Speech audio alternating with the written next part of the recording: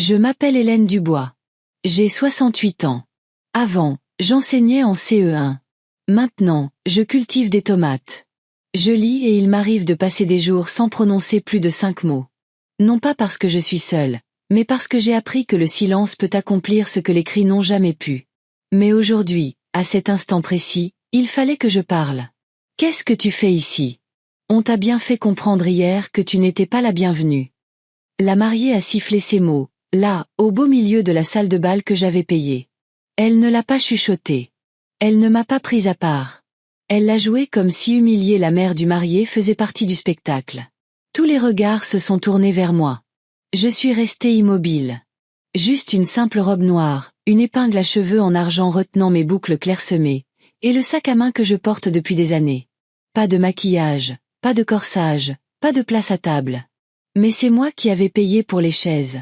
Je l'ai regardé droit dans les yeux et j'ai dit, « Je m'en vais, mais avant, laisse-moi te présenter mon invité. » Je me suis tournée vers la porte derrière moi et j'ai fait un petit signe de tête. Quand il est entré, la température a chuté de 10 degrés. Il s'appelle Jacques Rivière. Et à l'instant où elle l'a vu, elle a lâché sa coupe de champagne. Le verre s'est brisé avec un bruit sec et strident contre le marbre. Sa main a volé à sa bouche, mais il était trop tard. Son corps l'avait trahi. C'est à ce moment-là que la salle s'est figée. Comme si nous avions tous inspiré en oubliant comment expirer. Vous pensez probablement que j'ai gâché le mariage de mon fils. Vous n'avez pas tort, mais vous n'avez pas raison non plus. Voyez-vous, il y a des choses qu'une mère sait avant que le reste du monde ne comprenne. Et il y a des moments où s'effacer semble plus facile. Mais plus facile ne veut pas dire juste. Il y a 6 mois, mon fils Antoine a amené Émilie dîner à la maison. Elle portait une robe bleu tendre et avait apporté des sablés à la lavande. Elle m'a appelée « Maman Hélène » avant même le dessert.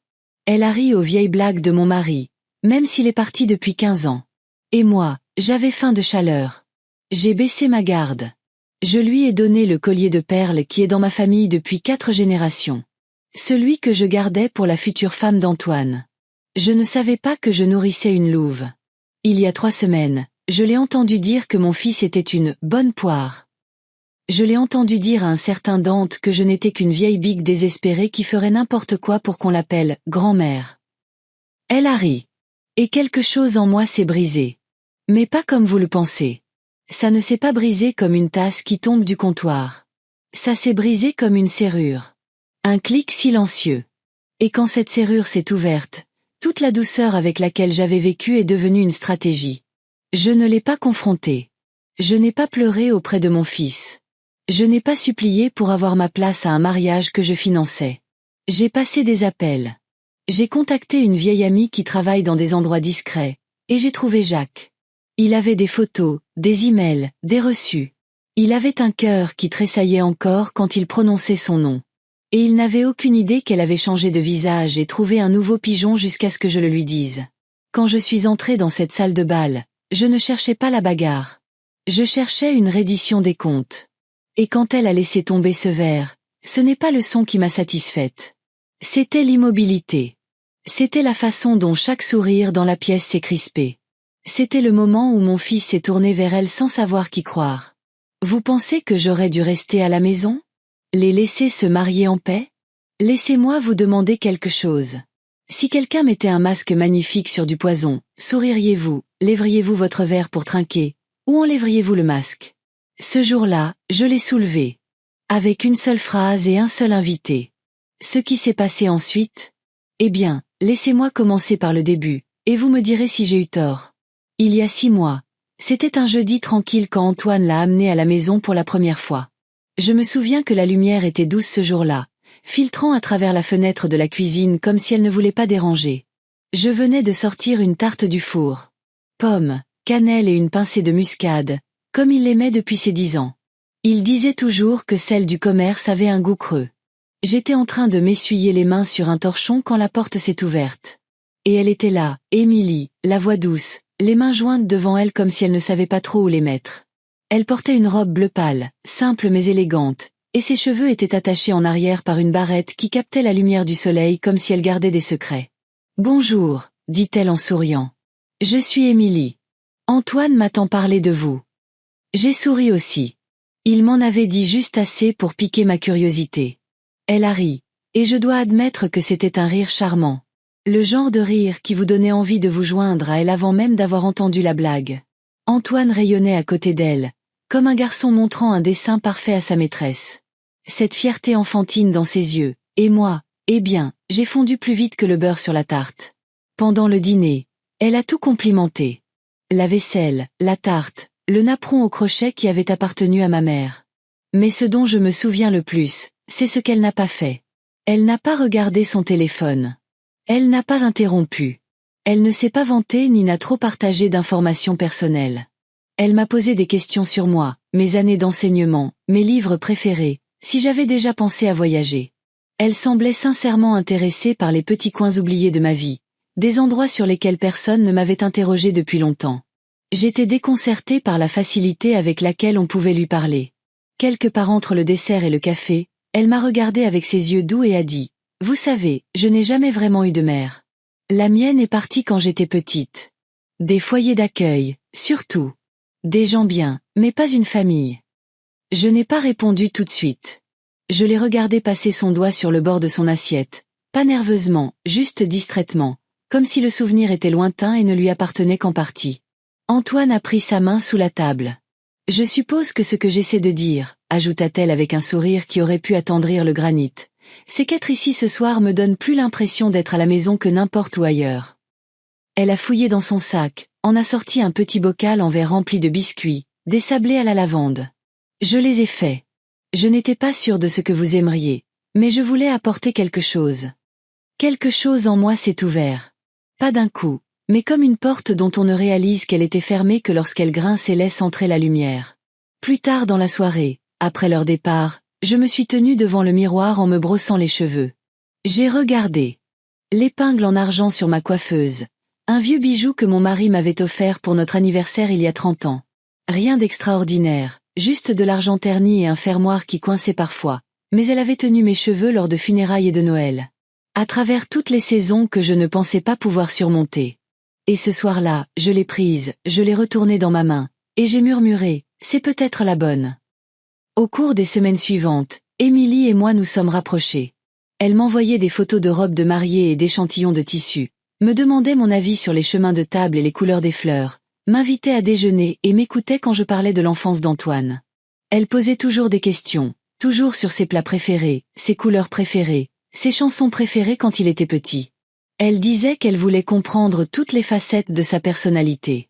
Une fois, au marché, elle s'est penchée vers moi et a doucement redressé l'épingle en argent qui glissait de mon chignon. « J'adore ça, » dit-elle. « On dirait quelque chose qui se transmet. » J'ai souri, ma main effleurant la sienne. « C'est le cas, » ai-je dit. Et à ce moment-là, une pensée a germé. Peut-être, juste peut-être, j'étais en train de gagner une fille. Mais maintenant, avec le recul, c'est étrange comme il est facile de confondre l'attention avec l'affection. Comment la soif de lien peut brouiller la forme d'une personne juste devant soi. Je ne le savais pas encore, mais cette robe bleu tendre, ces sablés chaleureux, même ses yeux bienveillants, tout cela faisait partie d'une performance. Et moi, j'étais assise au premier rang, en train d'applaudir. Ça ne s'est pas produit d'un seul coup. Pas d'éclairs, pas de cris, pas de signaux d'alarme agités sauvagement sous mon nez. Juste de petites choses, silencieuses, qui clochaient, comme un puzzle dont les pièces s'emboîtent presque. La première fois que je l'ai remarqué, nous étions à un brunch. Émilie parlait à nouveau de son enfance. Cette fois, elle a dit qu'elle avait grandi en Normandie avec sa grand-mère, mais 2 semaines plus tôt, elle m'avait dit qu'elle avait été élevée en Occitanie. Des foyers d'accueil, avait-elle dit, beaucoup de déménagements. Alors j'ai demandé, d'un ton léger, c'était avant ou après avoir vécu en Normandie? Elle a scié. Une lueur d'hésitation, puis un sourire. Oh, vous avez une bonne mémoire. Je voulais dire après. Ma grand-mère m'a recueilli après le système. C'était compliqué. Elle a pris son mimosa. Antoine n'a rien remarqué. Il était trop occupé à lui couper ses crêpes comme elle les aimait. Il y a eu d'autres moments comme ça, de petites incohérences. Elle disait être allergique aux fruits de mer, mais a commandé des raviolis au homard au dîner. Elle prétendait ne pas boire de café, puis a posté une photo de l'attard sur Instagram avec la légende « Les essentiels du matin ». Elle a dit qu'elle avait un frère cadet. Plus tard, Elle a dit qu'elle était fille unique. Chaque contradiction était assez petite pour être balayée d'un revers de main, assez petite pour être qualifiée de trou de mémoire, mais ensemble, elles me grattaient l'arrière de l'esprit comme un caillou dans la chaussure. Celui pour lequel on ne s'arrête pas de marcher, mais qu'on n'oublie jamais. Et je ne voulais rien dire. Je ne voulais pas devenir cette mère, celle qui n'arrive pas à lâcher prise, celle qui voit des fantômes dans chaque ombre. Antoine était heureux. Cela comptait plus que tout pour moi. Après des années à le voir traverser les anniversaires et les fêtes avec une douleur silencieuse derrière son sourire, il semblait enfin revivre, engagé, ancré. Il m'appelait juste pour me dire qu'elle l'avait fait rire ou qu'elle avait appris à cuisiner sa lasagne préférée, comme je le faisais autrefois. « Maman, elle me comprend », m'a-t-il dit une fois, la voix douce. C'est comme si elle voyait les parties de moi que personne n'a jamais pris la peine de regarder. Et j'ai répondu, « C'est tout ce que j'ai toujours voulu pour toi. » Mais j'ai raccroché avec un étrange vide dans la poitrine. Un soir, après un dîner chez eux, j'ai proposé de les aider à débarrasser. Émilie a insisté pour que je reste assise, mais je l'ai suivie dans la cuisine quand même. Là, sur le réfrigérateur, il y avait 2 post-it. L'un disait « Appelez banque pour papier compte joint ». L'autre « Rappel, mise à jour bénéficiaire assurance auto ». Je les ai fixés une seconde de trop. Elle m'a vue. « Oh, ça », dit-elle en riant. « On est en train de tout organiser avant le mariage. Devenir adulte, c'est épuisant. » Elle parlait avec le même sourire chaleureux. Mais il y avait quelque chose derrière cette fois, un calcul. Je me suis surprise à me replier sur moi-même, à tout remettre en question. Étais-je paranoïaque? N'étais-je tout simplement pas prête à partager Antoine avec quelqu'un d'autre? Les années de solitude m'avaient-elles rendue méfiante envers la gentillesse? Après tout, Émilie n'avait rien fait de mal. Pas vraiment. Juste des contours flous. Comme un tableau qui est magnifique de loin jusqu'à ce qu'on s'approche et qu'on voit que les coups de pinceau ne correspondent pas. J'ai écrit à ce sujet dans mon journal. J'ai fait plus de pâtisserie. J'ai nettoyé des placards qui n'en avaient pas besoin. Je me disais que j'imaginais des choses. Quand Antoine venait, je l'observais. Il était radieux, riait plus, était moins sur la défensive. Et quand il m'appelait « maman » sur le même ton enjoué qu'Émilie, je sentais la piqûre du déplacement. Comme si je devenais un personnage dans la vie de quelqu'un d'autre. Pourtant, je n'ai rien dit. Chaque fois que j'ouvrais la bouche pour mentionner quelque chose, une voix dans ma tête murmurait « Et si tu te trompais? Et si c'était juste toi qui avais du mal à lâcher prise ?» Et la vérité, c'est que j'avais du mal. Non pas parce qu'Émilie me l'enlevait, mais parce que je n'arrivais pas à savoir si elle était réelle ou simplement convaincante. Je portais l'épingle à cheveux en argent chaque dimanche où nous dînions ensemble. Un petit point d'ancrage, un rappel silencieux de qui j'étais, de qui il avait été, de ce que les mères voient quand personne ne regarde. Mais je souriais quand même. Et le piège, je l'ai réalisé plus tard, n'était pas le sien. C'était le mien. Un piège souriant construit à partir de mon propre silence. Un endroit où l'amour et la peur se tenaient la main et ne disaient rien du tout. L'appel est arrivé un lundi après-midi. Je faisais infuser un nouveau mélange, cynorhodon et gingembre. Ça sentait le genre de boisson qu'on boit en attendant une nouvelle difficile. Le téléphone a vibré 2 fois avant que je ne réponde. « Salut, maman », dit Antoine. Sa voix était désinvolte, mais j'ai entendu l'hésitation sous-jacente, cette pause supplémentaire entre les mots. La respiration retenue un peu trop longtemps. « Salut, mon chéri », ai-je répondu, souriant même s'il ne pouvait pas le voir. « Tout va bien. » Il s'est éclairci la gorge. « Oui, oui, tout va bien. Juste les préparatifs du mariage, tu sais. » J'ai remué mon thé dans le sens des aiguilles d'une montre. C'est une habitude que j'ai depuis l'université. Faire de petits cercles me donne l'impression de contrôler le temps. En fait, on vient de passer un long coup de fil avec l'organisatrice, a-t-il continué. Et Émilie se sent un peu dépassée. J'ai hoché la tête comme s'il pouvait entendre le mouvement. Organiser un mariage, ce n'est pas une mince affaire. C'est ça. Exactement. C'est juste beaucoup de pièces mobiles, beaucoup d'émotions, et je suppose que certaines choses commencent à devenir un peu tendues. Voilà, la phrase d'ouverture d'une porte que je ne m'attendais pas à voir se fermer. Mes doigts se sont resserrés sur la cuillère, mais je n'ai rien dit. Il a poursuivi, « Ce n'est pas toi. Je le pense vraiment.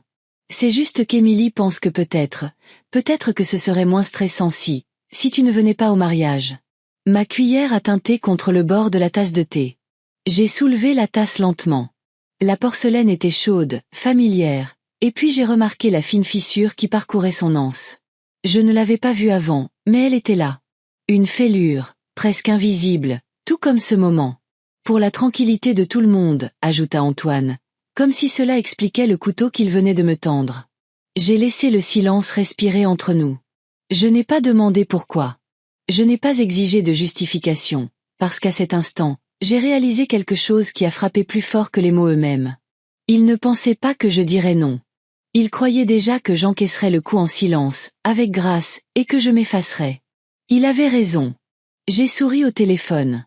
Le genre de sourire qu'on utilise quand on apprend à un enfant à marcher, qu'il tombe la tête la première et qu'on fait semblant de ne pas paniquer pour qu'il ne pleure pas. C'est logique, ai-je dit doucement. C'est son grand jour. Je ne voudrais pas ajouter de pression.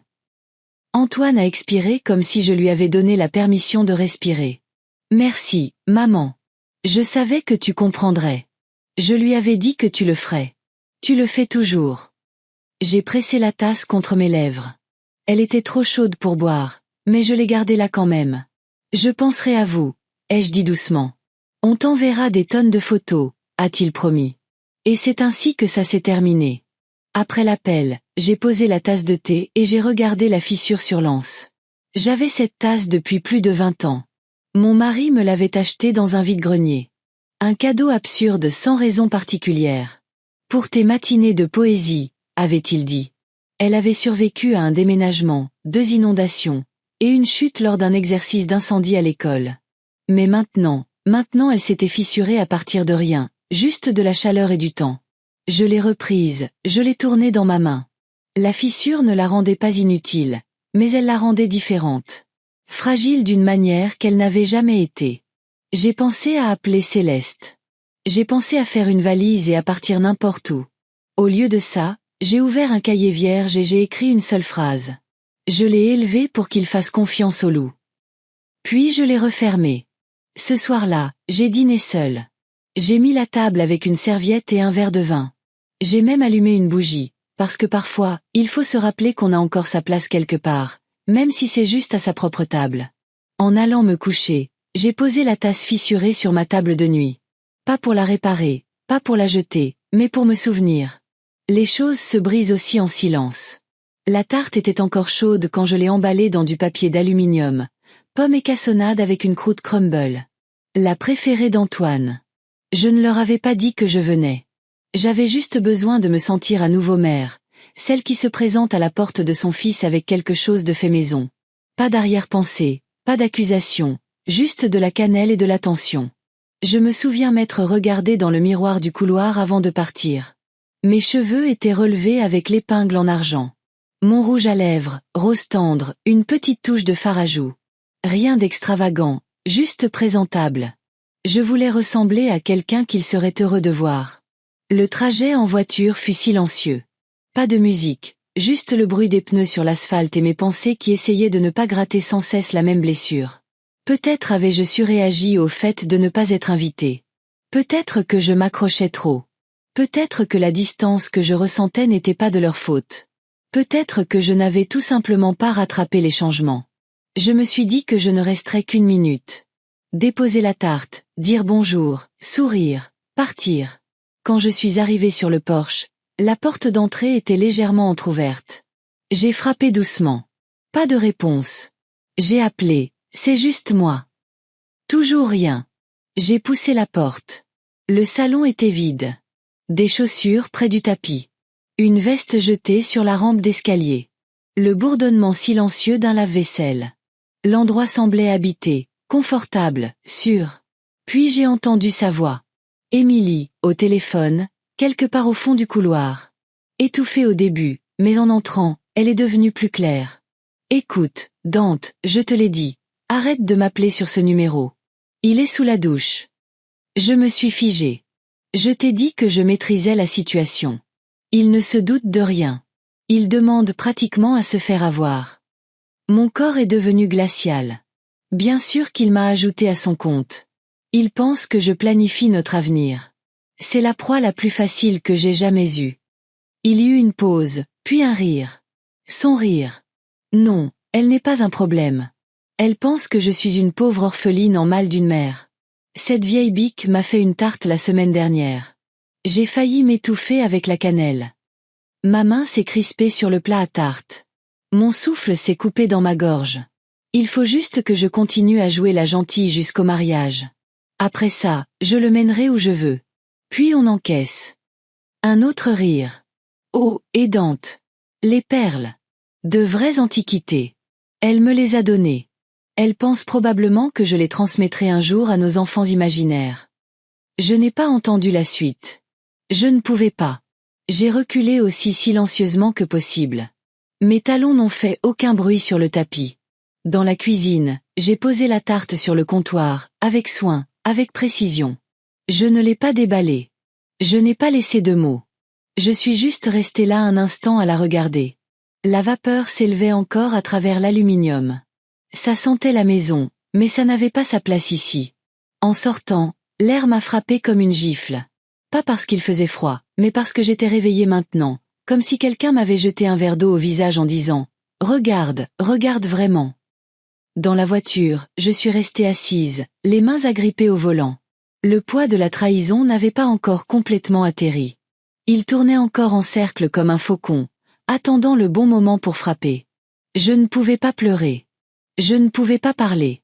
J'ai juste fixé le pare-brise, les yeux dans le vague, et j'ai laissé le moteur tourner au ralenti. Puis j'ai conduit sur 3 pâtés de maison et je me suis garée. C'est là que les tremblements ont commencé. Mes bras, ma poitrine, mon souffle. Ce n'était pas seulement les mensonges. C'était la performance, la facilité avec laquelle elle avait tordu tout ce que j'avais. Offert par amour et l'avait transformé en levier. J'ai voulu crier, mais je ne l'ai pas fait. Au lieu de cela, j'ai sorti mon téléphone de mon sac. J'ai fait défiler mes contacts jusqu'à voir le nom. Céleste Marin.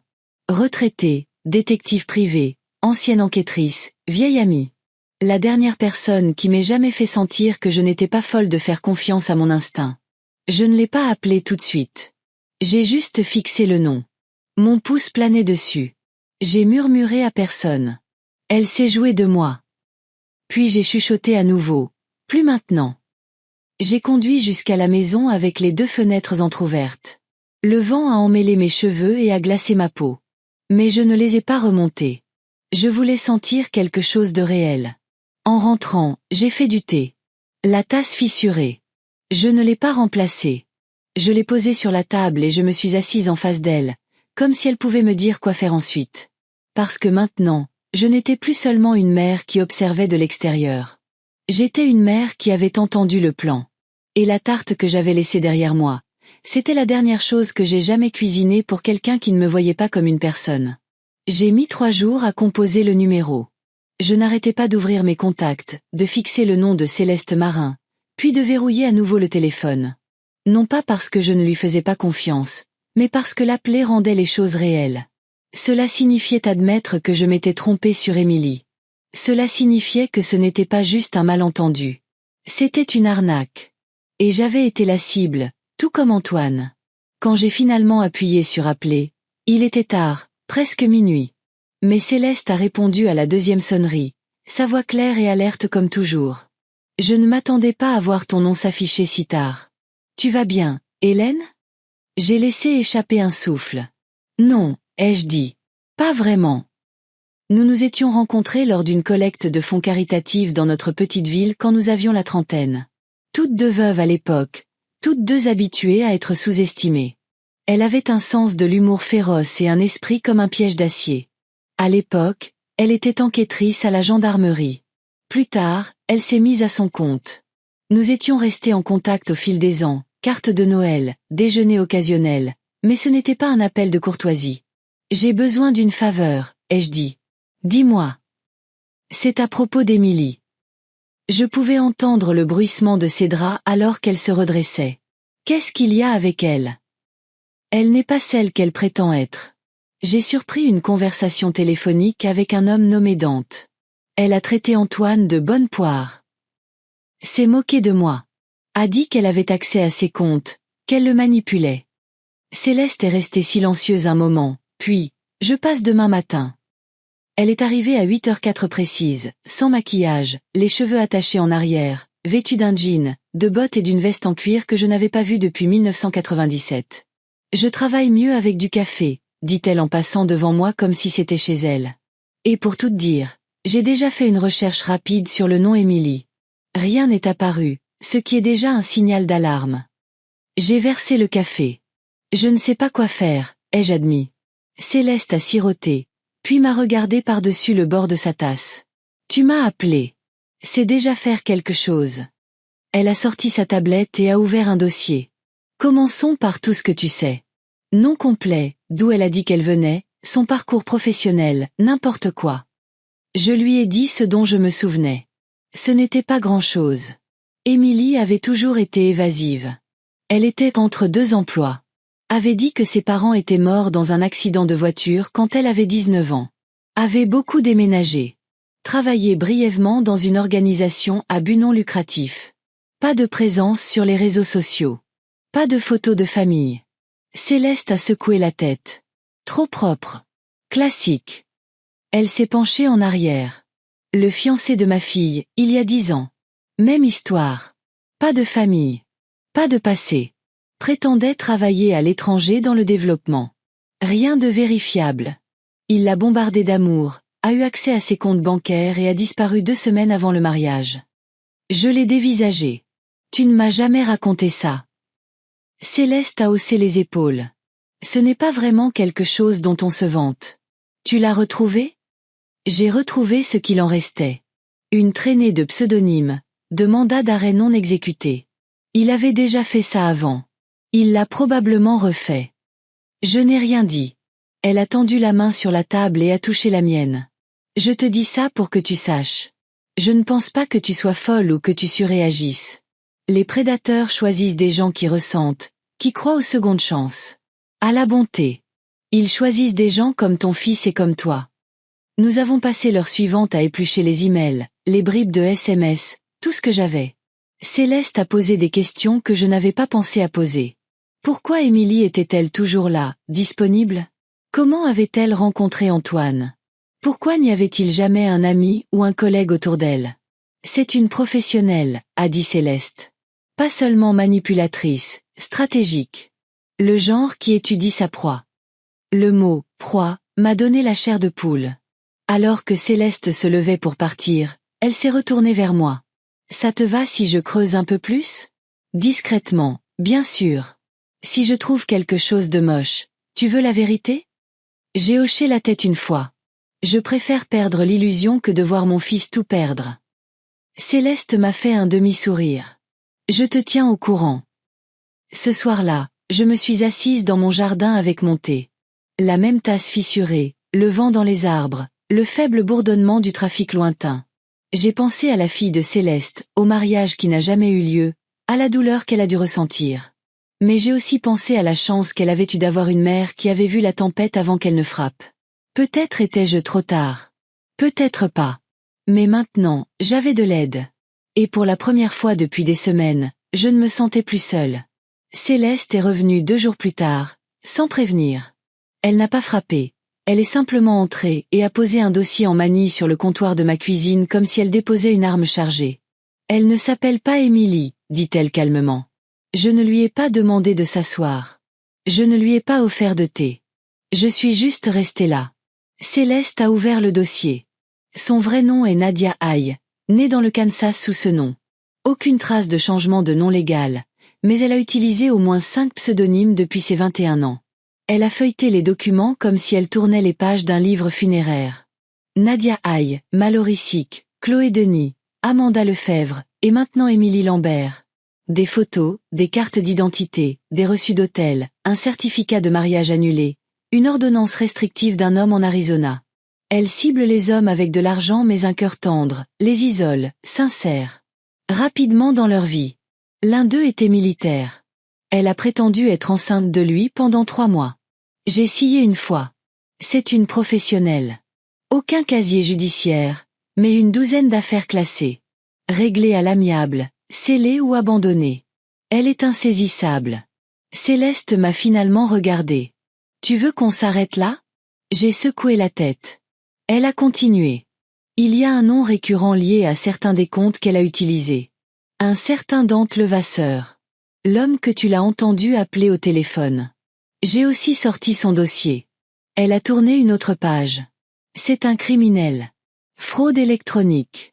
Sorti de prison il y a 3 ans. Ils ont été aperçus ensemble à Chicago et à Reno. Céleste a fait une pause. Elle n'est pas amoureuse de ton fils, Hélène. Elle est en train de monter un coup. Je n'ai pas pleuré.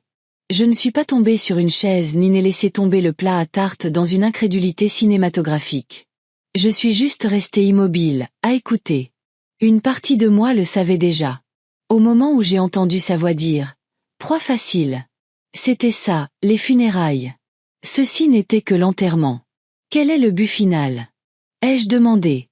Céleste a fermé le dossier. Mariage, accès légal. Séparer lentement Antoine de ses amis, de toi. Puis un contrôle financier total. Compte joint. Procuration s'il est assez stupide. J'ai expiré brusquement par le nez. Il n'est pas stupide. Je sais, dit Céleste. Juste amoureux. Et l'amour ne vérifie pas les profils LinkedIn. L'horloge a fait tic-tac dans la cuisine. J'ai remarqué la tarte que Céleste avait apportée, intacte sur le comptoir. Cerise, sa préférée. Elle avait dû la faire ce matin, pensant que cela pourrait adoucir le choc. Ça n'a pas été le cas. Je veux tous les documents, ai-je dit finalement. Tu les as. Je veux dire, les copies numériques aussi. Céleste a hoché la tête. Déjà dans ta boîte mail. J'ai pris le dossier, je l'ai tenu contre ma poitrine, pas par sentimentalisme, mais comme si c'était une armure. Est-ce que c'est mal, ai-je demandé, de ne pas me sentir triste? Céleste m'a regardé. Vraiment regardé. Non. C'est la clarté. C'est ce que c'est. C'est juste rare que ça arrive d'un seul coup. Nous nous sommes assises. Elle s'est versée une tasse de montée cette fois. Je suis restée silencieuse un moment. Est-ce que ta fille t'a déjà pardonné? Ai-je demandé. Céleste a remué son thé. Elle m'a détestée pendant 2 ans. Ne m'a pas parlé pendant tout ce temps. Puis elle a vu un reportage. Un homme différent, une femme différente, la même histoire. Elle m'a appelé à minuit en pleurant. Elle a souri, mais ses yeux brillaient. Elle a dit, « Tu m'as sauvée, maman ». Puis elle a raccroché. Il a fallu encore 1 an pour qu'elle revienne à la maison. J'ai hoché la tête. Elle est mariée maintenant. Des enfants. Mariée, dit Céleste, à un homme qui a une mère. Elle plaisante en disant que je l'ai entraînée à flairer les bons. Nous avons toutes les 2 souri. Puis le sourire s'est estompé. Qu'est-ce que tu veux faire maintenant? A demandé Céleste. J'ai baissé les yeux sur le dossier, sur le visage d'Émilie, ou de Nadia, sur une photo granuleuse de la préfecture. Je veux lui donner la vérité, ai-je dit. Mais pas seulement en tant que mère. En tant que femme qui voit clair, qui le respecte assez pour le laisser choisir une fois qu'il aura vu par lui-même. Céleste a hoché la tête lentement. Alors nous lui donnerons cette chance. Avec des preuves, sans panique. En partant, elle m'a serré l'épaule. Appelle-moi si tu as besoin de renfort, dit-elle. Je n'en aurai pas besoin, ai-je répondu. Mais merci. Je suis restée à la fenêtre après qu'elle soit partie en voiture, regardant la route disparaître derrière elle, tenant le dossier plus fermement. Dehors, le vent agitait les feuilles. À l'intérieur, tout était calme, mais pas silencieux. Parce qu'en moi, quelque chose avait changé. Pas de la colère, pas du chagrin. De la détermination. Céleste a appelé à 7h03 du matin. Précise. Elle ne perdait jamais de temps avec les politesses. Je l'ai trouvé. Jacques Rivière. Il vit à 2 villes d'ici. Travaille dans un magasin d'accastillage. A un chien nommé Barney. Divorcé. Pas d'enfant. Elle a fait une pause. Le même Jacques de l'affaire en Arizona. Celui que Nadia, alias Émilie, avait accusé d'être violent. J'ai fermé les yeux. Elle a retourné la situation contre lui. Bien sûr, dit Céleste. C'est son jeu. Blesser d'abord, mentir ensuite, fuir en 3e. J'ai attendu midi pour l'appeler. Il me semblait mal de replonger quelqu'un dans la douleur avant même qu'il ait bu son café, mais c'était aussi nécessaire. Il a répondu à la 3e sonnerie. Sa voix était rauque mais alerte. Jacques à l'appareil. Bonjour, Jacques. Je m'appelle Hélène Dubois. Je sais que c'est inattendu, mais je pense que nous avons quelqu'un en commun. Un temps. Puis, plus bas, laissez-moi deviner. Elle s'appelle maintenant Émilie. Oui. Il a expiré comme s'il venait de recevoir un coup de poing. Nous avons convenu de nous rencontrer à mi-chemin. Un banc dans un parc public, en face d'une quincaillerie usée. Jacques portait un sweat à capuche bleu marine délavé, un jean et le genre de chaussures qui vous disent qu'un homme marche beaucoup. Une cicatrice partait du côté de sa tempe jusqu'à derrière son oreille. Il n'a pas tendu la main, a juste hoché la tête et s'est assis. « Vous avez un fils » dit-il. « Oui, Antoine. Elle l'épouse dans une semaine. » Il a secoué la tête, lent et triste. « Elle m'a dit qu'elle ne pouvait pas avoir d'enfant, dit-il. A dit que je l'avais poussée dans les escaliers quand elle m'a annoncé qu'elle était enceinte. Je l'ai cru pendant un moment. Je me suis même demandé si je l'avais fait, dans un accès de rage aveugle ou quelque chose comme ça. C'est ce qu'elle fait. Elle entre dans votre tête, réécrit les parties de vous que vous pensiez être bonnes. » Sa voix s'est brisée, puis s'est raffermie. Elle a volé 48 000 €, m'a vidé.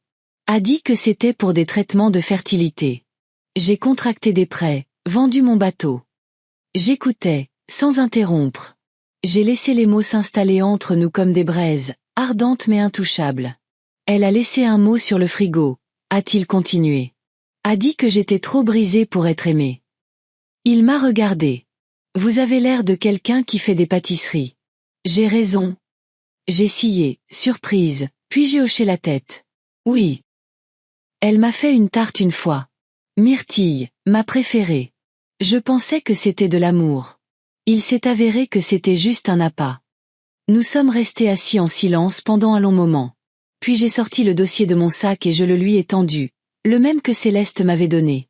Il ne l'a pas ouvert, l'a juste posé sur le banc à côté de lui comme s'il était trop lourd à tenir. « Elle appelle votre fils mon petit canard » a-t-il demandé soudainement.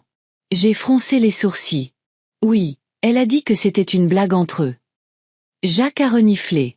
Elle m'appelait comme ça aussi. Il s'est essuyé le visage. Elle a un modus operandi. Je me suis éclairci la gorge. Je ne vous ai pas appelé pour ouvrir des blessures, mais j'ai pensé que vous voudriez peut-être participer à l'empêcher de recommencer. Son regard s'est aiguisé. Vous préparez quelque chose. Je prépare la vérité, ai-je dit, livré les yeux grands ouverts.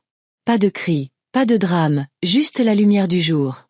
Jacques a hoché la tête. Puis, vous voulez que je parle à votre fils? Non, ai-je dit. Pas encore. Je veux que vous soyez dans la pièce quand il verra la vérité. S'il ne croit toujours pas, peut-être que là, vous parlerez, mais seulement si vous êtes prêt. Il a détourné le regard, la mâchoire contractée, puis a lentement hoché la tête. Je viendrai. Alors que nous nous levions, il m'a regardé de côté. Vous êtes plus calme que ce à quoi je m'attendais. J'ai déjà fini de pleurer, ai-je dit. Maintenant, il s'agit de le protéger, qu'il m'en remercie ou non. Jacques a esquissé un demi-sourire. Pas joyeux, juste respectueux. Il y a de la force dans le savoir, dit-il. Oui, ai-je répondu. Même si cela vous coûte tout le reste. Il a fait une pause avant de se tourner. Merci de m'avoir appelé, dit-il. La plupart des gens ne demandent pas aux fantômes s'ils veulent une seconde chance. Il est parti sans prendre le dossier. Je l'ai ramassé et je l'ai serré contre moi. Il sentait légèrement l'encre d'imprimante et le citron, l'odeur du bureau de Céleste. En rentrant en voiture, j'ai pensé à la tarte que je n'avais pas faite, au câlin que je n'avais pas offert, aux larmes que je n'avais pas versées. Et j'ai pensé à Jacques, une autre victime silencieuse d'une femme qui savait sourire et trancher en même temps. Mais nous n'étions pas des fantômes. Plus maintenant. Le collier de perles autour de mon cou semblait plus lourd que d'habitude. Pas physiquement, mais de la manière dont les souvenirs peuvent vous accabler, même lorsque vous êtes sur votre 31 et que vous marchez avec détermination. J'avais porté ces perles le jour de mon mariage, au premier anniversaire d'Antoine, le jour où nous avons enterré son père. Et maintenant, le jour où je commençais à défaire l'avenir que j'avais autrefois financé avec espoir. Je me tenais à la table de la cuisine, le dossier ouvert à côté de moi. Contrat, facture, reçu numérique. J'avais payé pour presque tout. Le traiteur, l'acompte de la salle, les fleurs, l'officiant, même le quatuor à cordes sur lequel Émilie avait insisté pour l'ambiance. Mon nom figurait sur chaque transaction. Mais cela allait changer. Les appels furent brefs, professionnel, froid, si je suis honnête. Oui, j'aimerais mettre à jour le contact de facturation au dossier. Non, ce n'est pas une annulation, simplement une réaffectation de responsabilité. Oui, je comprends les pénalités. Non, je ne suis pas intéressé par un report. À midi, tous les principaux fournisseurs avaient mis à jour leur dossier. Quelques-uns exigeaient une confirmation écrite. Je les ai envoyés aussi, avec un doux sourire et un esprit plus clair que je ne l'avais eu depuis des semaines. À 14 heures, la boîte de réception d'Émilie commencerait à se remplir de nouvelles factures, toutes marquées « payables immédiatement ». À 17 heures, la carte de crédit qu'elle utilisait autrefois, la mienne bien sûr, serait refusée, désactivée et déchiquetée. L'acte final de rupture financière. Je ne l'ai pas fait par dépit. Je l'ai fait parce que j'avais autrefois confondu le silence avec la paix. Et maintenant, je comprenais que parfois, les actions les plus silencieuses sont les plus éloquentes. Plus tard dans la journée, je suis allée au cimetière. Ce n'était pas une visite planifiée. Ma voiture a simplement tourné vers la colline, de la même manière que vos mains trouvent la vieille couverture dans une tempête. Réflexe, pas intention. L'air de fin août était chaud et venteux, du genre qui s'enroule autour de vos épaules comme un vieil ami.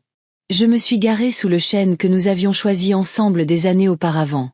Sa place avait une vue sur la vallée, les fleurs sauvages, le ciel ouvert. « Salut !» ai-je murmuré, en balayant les feuilles de la pierre tombale. Je me suis agenouillée à côté, en faisant attention de ne pas salir mon pantalon. Dans mon sac se trouvait une petite boîte en velours, usée mais propre. Je l'ai ouverte lentement, comme si le temps s'était replié autour des charnières. À l'intérieur se trouvaient ces boutons de manchette, cerclés d'or, de forme ovale avec de minuscules initiales gravées. GL. Jonathan les avait portés à chaque grande occasion, entretien, baptême, dîner où nous prétendions ne pas être fatigués d'être parents, et bien sûr, notre mariage. Je les avais gardés toutes ces années. Ils ne valaient pas grand-chose en euros, mais en mémoire, ils étaient inestimables. Je pense que tu saurais quoi faire, ai-je murmuré. Le vent s'est légèrement levé, soulevant les bords de mon foulard. Elle n'est pas celle qu'elle prétend être, ai-je continué. Et Antoine, il est trop impliqué pour voir clair. J'ai avalé ma salive, mais j'ai vu. Et maintenant, je fais ce que je peux. J'ai posé la boîte délicatement contre la pierre tombale, la calant là où l'herbe rencontrait le granit. Ce n'était pas un adieu dramatique, juste un geste symbolique. Un geste non pas pour lui, mais pour moi, parce que le porter plus longtemps la peur, le doute, la douleur ne ferait que me ralentir, et j'avais besoin d'être vive. En me relevant pour partir, j'ai touché la pierre une dernière fois. Mes doigts se sont attardés sur son nom.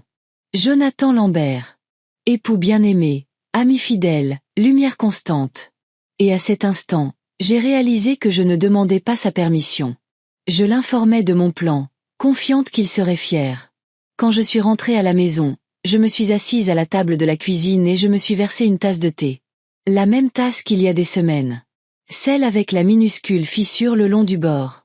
Toujours utilisable, toujours solide, juste différente. Comme moi. Demain arriverait vite, et la tempête aussi. Mais ce soir, j'ai laissé le silence s'asseoir à côté de moi, non pas comme un ennemi, mais comme un vieux compagnon, parce que parfois, le changement le plus silencieux est le plus puissant de tous. Le matin du mariage est arrivé tranquillement. Pas de fanfare, pas de rafale de textos ou d'horaires ou de corsage, juste une maison silencieuse, le tic-tac de l'horloge de la cuisine, et la lente respiration d'une femme qui avait déjà fait son deuil. J'ai ouvert mon placard et je suis restée immobile un instant. J'ai ignoré le chemisier en satin rose poudré qu'Émilie avait un jour complimenté, trop vif, trop empressé. J'ai sauté la robe en lin bleu pâle que j'avais achetée dans l'espoir d'une cérémonie printanière ensoleillée. Ma main s'est arrêtée tout à droite. La simple robe noire, longueur genou, en mélange de laine, col montant, celle que j'avais portée aux funérailles de Jonathan. Elle n'attirait pas l'attention. Elle portait le silence. Je l'ai sortie et je l'ai posée sur le lit. L'article suivant était une épingle à cheveux en argent. Fine, discrète. Elle avait appartenu à ma mère, un minuscule croissant de lune sculpté à l'extrémité. Émilie l'avait remarqué lors de notre premier déjeuner. Une pièce si intemporelle, avait-elle dit, tendant la main par-dessus la table pour la toucher sans demander. Je ne l'avais pas portée depuis. Aujourd'hui, je l'ai piquée dans mes cheveux avec des mains calmes et des yeux qui ne sciaient pas dans le miroir. Il y a une force à choisir ce que le monde voit. Aujourd'hui, je ne M'habillais pas pour leur approbation. Je m'habillais pour la mémoire et pour le contrôle. Parce que même le deuil, si on le porte correctement, peut ressembler à de la grâce. Mon téléphone a vibré une fois. Un texto du fleuriste. L'un des derniers fournisseurs à qui j'avais parlé. Le message était bref. La mère de la mariée dit que la facture doit être erronée. Pas à son nom. Je n'ai pas répondu. Au lieu de cela, j'ai ouvert mes contacts et j'ai appuyé sur le nom d'Antoine. Il a décroché à la 3e sonnerie. Sa voix était pressée mais joyeuse. « Salut, maman. Tout va bien ?» J'ai souri. Non pas parce que j'avais envie de sourire, mais parce que le son de sa voix me faisait encore quelque chose. Ramenait encore l'image d'un garçon aux genoux écorchés et aux chaussettes dépareillées. « Je voulais juste te dire, » commençai-je lentement, « que je ne viendrai pas aujourd'hui. » Une pause. « Attends, quoi ?» J'ai inspiré doucement. J'ai décidé d'aller sur la Côte d'Azur, après tout, pour le week-end. Je pense qu'un peu d'air marin me ferait du bien. C'était la première fois que je mentais à mon fils. Et le mensonge semblait doux, comme un rideau de soie entre nous. « Oh, dit-il. Eh bien, je pensais que tu pourrais. » Il n'a pas terminé. « Je vous souhaite une belle cérémonie, dis-je doucement. Vraiment. » Et puis j'ai ajouté, « Dis à Émilie, que j'espère qu'elle obtiendra tout ce qu'elle a mérité. » Il y avait quelque chose dans ma façon de le dire. Même moi, j'ai entendu le poids sous les mots, mais Antoine ne l'a pas perçu. Il était trop occupé à être reconnaissant que je ne fasse pas de scène. « Merci, maman. Vraiment. J'apprécie que tu comprennes. Ça compte beaucoup. » Nous avons raccroché et j'ai posé le téléphone sur la table à côté de mes clés. Puis je me suis assise un moment, toujours habillée, toujours composée, et j'ai laissé le silence s'installer autour de moi comme un châle. Je n'allais pas sur la Côte d'Azur, mais Émilie ne le savait pas, et Antoine ne le saurait pas. Pas encore. Dans le calme de cette pièce, je n'ai rien répété. Pas de discours, pas de confrontation, pas de révélation dramatique. Juste une simple vérité que je portais maintenant comme une armure. Ils avaient construit leur illusion. Mais j'avais construit la mèche. Et alors que j'enfilais mes talons noirs, les mêmes que je portais quand j'ai dit au revoir à l'homme qui avait autrefois protégé cette famille, je me suis murmuré, « Cette fois, c'est moi qui protège. » Le parking était déjà plein quand je suis arrivé. Voiture noire, voiture blanche, une Bentley couleur champagne que je ne reconnaissais pas, probablement la sienne. Je ne me suis pas garé près de l'entrée. Je me suis mise en marche arrière dans une place près des haies latérales, positionnée pour une sortie rapide si nécessaire. La chapelle se dressait au bord d'un domaine privé, moderne avec une architecture de verre acéré qui donnait aux arbres environnants l'air de surveiller. J'ai attendu 10 minutes dans la voiture avant de sortir. Personne ne m'a vu. C'était le plan. J'ai choisi l'entrée du jardin, un portail latéral destiné au personnel ou aux fleuristes, encore légèrement entrouvert. Les gonds ont grincé faiblement, juste assez pour me le rappeler. Chaque pas en avant ferait écho. J'ai marché lentement le long du chemin de pierre, mes chaussures s'enfonçant légèrement dans les bords moussus. Au-dessus, le quatuor à cordes venait de commencer à s'accorder, le long coup d'archet d'un violoncelle, le tri hésitant d'un violon. Les invités affluaient encore à l'intérieur. Des rires, des salutations polies, ce bavardage aigu que les femmes utilisent pour prouver qu'elles ont leur place. Je suis restée cachée parmi les camélias. Je pouvais voir les portes envers d'où je me tenais, grandes ouvertes maintenant, encadrées par des arches florales blanches. Tout était net et symétrique. Pas un pétale de travers. Il n'avait pas lésiné sur les moyens. Ou plutôt, je ne l'avais pas fait. Les rangées de chaises étaient déjà pleines. La famille d'Émilie d'un côté, guindée et stylée. Les amis d'Antoine, souriants et inconscients. Et il était là, mon fils, ajustant son poignet, debout à l'autel dans un costume gris sur mesure, beau, nerveux, inconscient.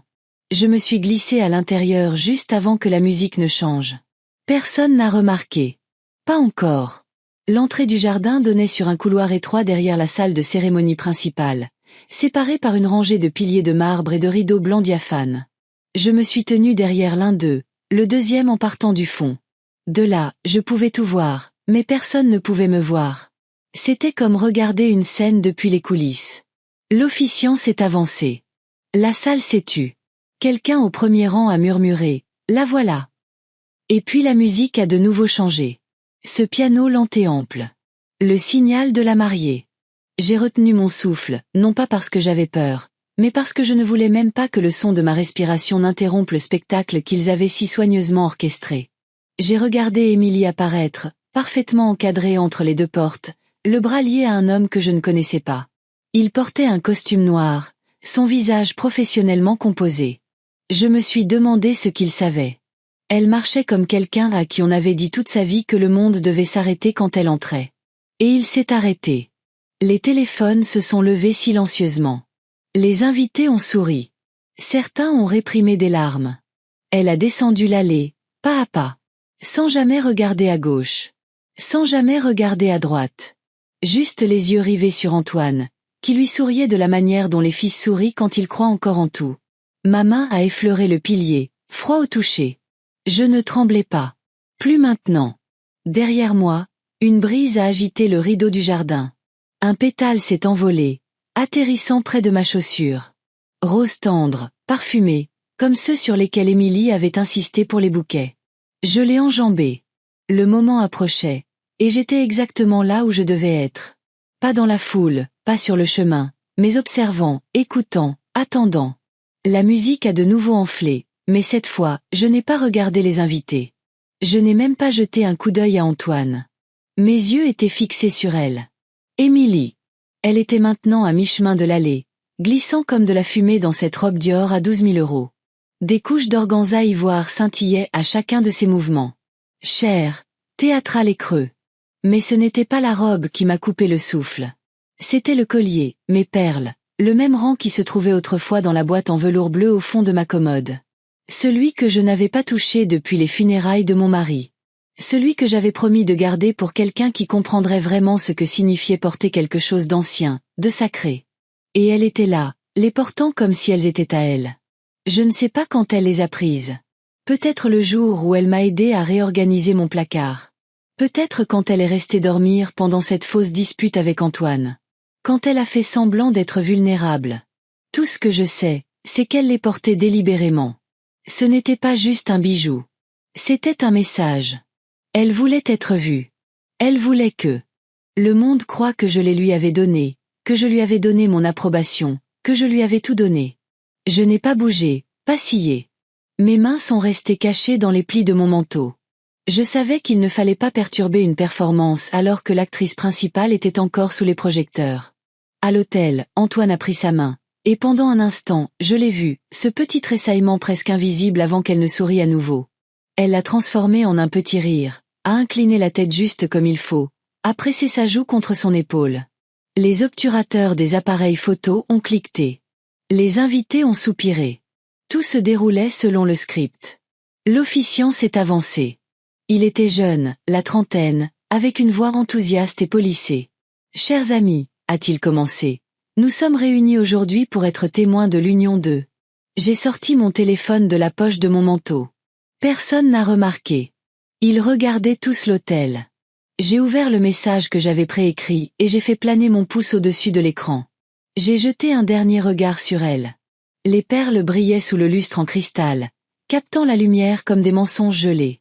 Elle a balayé la foule du regard, si sûre d'elle, si certaine que ce jour scellerait l'histoire qu'elle s'était écrite. Elle ne savait pas que le dernier chapitre ne lui appartenait pas. J'ai appuyé sur « Envoyer ». Juste un mot, maintenant. Puis j'ai remis le téléphone dans ma poche et je me suis légèrement appuyé contre le pilier, le cœur calme. Dehors, je pouvais déjà entendre le moteur d'une voiture s'arrêter sur le gravier. À l'intérieur, l'officiant a continué. Le mariage est un lien bâti sur la vérité. J'ai failli sourire à ça, pas avec amertume, juste amusée par la symétrie. Émilie s'est légèrement tournée, sentant peut-être un changement. Elle a scruté la salle. Quelque chose dans sa colonne vertébrale s'est raidi, mais elle n'a pas craqué. Bien sûr que non. Elle s'était entraînée à survivre. Sourire. Performance. Gagner, même si cela signifiait utiliser les perles d'une femme morte pour y parvenir. Une goutte de sueur a perlé le long de la tempe d'Antoine. Il a ajusté son col, lui a murmuré quelque chose. Elle a hoché la tête et a ri à nouveau, un son trop vif, trop net. Le public a bu ses paroles. Tout le monde était envoûté par l'illusion. Tout le monde sauf moi et l'homme qui remontait maintenant le sentier du jardin, Jacques Rivière. Il serait aux portes dans moins de 30 secondes. Mon cœur ne battait pas la chamade. Pas par vengeance, pas par peur, juste par gravité. Comme si quelque chose attendu depuis longtemps arrivait enfin, comme si l'équilibre des choses était sur le point de se rétablir. La voix de l'officiant a de nouveau retenti. Si quelqu'un ici présent s'oppose à cette union. Et ce fut la dernière phrase que quiconque entendit avant le fracas. Les lourdes portes en bois se sont ouvertes brusquement. Pas de musique, pas d'annonce, juste le grincement des gonds brisant le rythme d'une cérémonie soigneusement orchestrée. Toutes les têtes dans la chapelle se sont tournées, sauf la mienne. Je n'en avais pas besoin. Je savais déjà qui arrivait. Jacques Rivière est entré comme un homme qui était déjà entré dans de nombreuses pièces comme celle-ci, mais jamais une aussi personnelle. Pantalon noir, blazer gris, pas de cravate, et dans sa main un mince dossier en cuir, éraflé sur les bords, mais tenu avec détermination. L'officiant s'est figé en pleine phrase. Antoine a regardé Jacques comme s'il n'était pas réel. Émilie, elle, s'est retournée lentement. Son sourire n'a vacillé qu'une fraction de seconde. Mais c'était assez. Assez pour que Jacques le voie. Assez pour que je sache. Elle l'avait reconnu. Il n'a pas eu besoin de crier. Mais il l'a fait.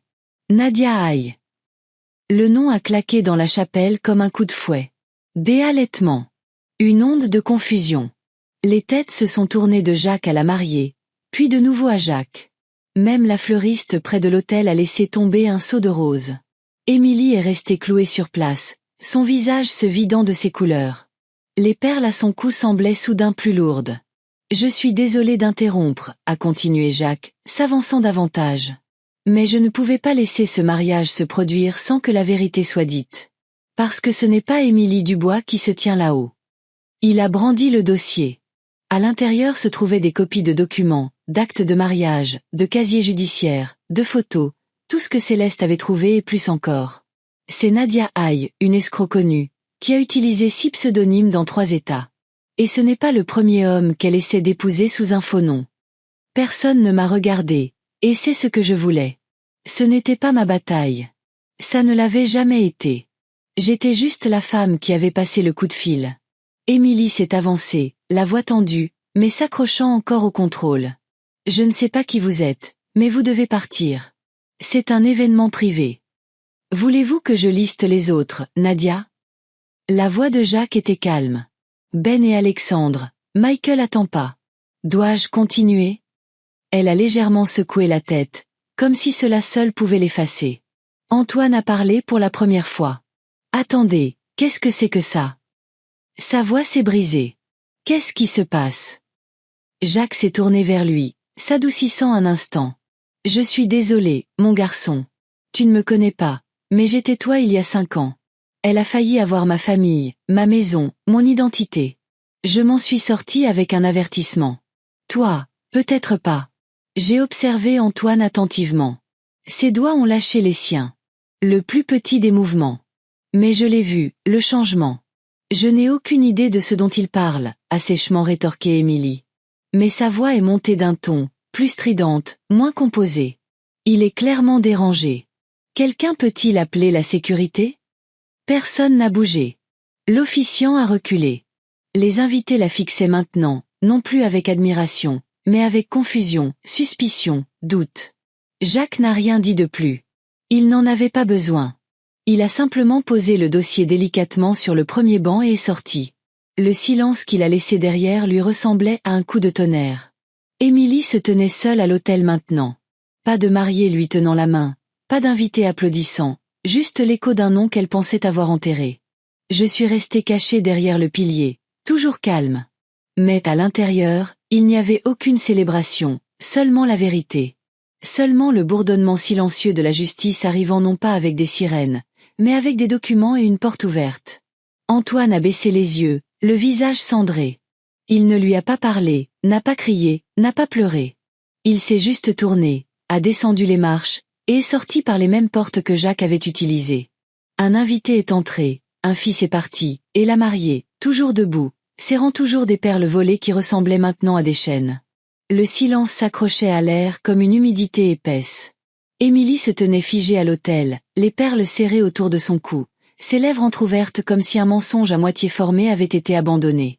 Antoine avait suivi Jacques à mi-chemin de l'allée avant. De s'arrêter. Il s'est retourné. Il n'est pas revenu vers elle. Il s'est tenu au milieu, coincé entre la vérité et la femme qu'il pensait aimer. J'ai besoin que tu me dises que ce n'est pas vrai, dit Antoine. Sa voix était douce, mais je pouvais entendre la panique monter sous chaque mot. S'il te plaît, Amy, s'il te plaît, dis-moi que tu n'es pas Nadia Haye. Émilie a tressailli.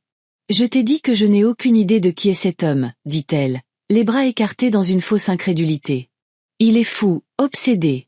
Je ne l'ai jamais vu de ma vie. Mais il avait des papiers, insista Antoine. Des photos, des noms, des adresses. Les photos peuvent être truquées, lança-t-elle. N'importe qui peut monter un dossier et se présenter en se faisant passer pour une victime. Tu le crois lui plutôt que moi? Je pouvais voir la guerre à l'intérieur de mon fils.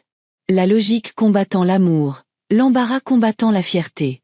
Et juste au moment où il semblait qu'il pourrait retourner vers elle, une autre voix a dit quelque chose. Pas de sa bouche, mais du téléphone de Céleste. Céleste se tenait tout au fond de la salle, près des vieilles portes en bois. Elle a levé le téléphone bien haut, a tapé sur l'écran et a lancé l'enregistrement audio. Le son était faible mais perçant.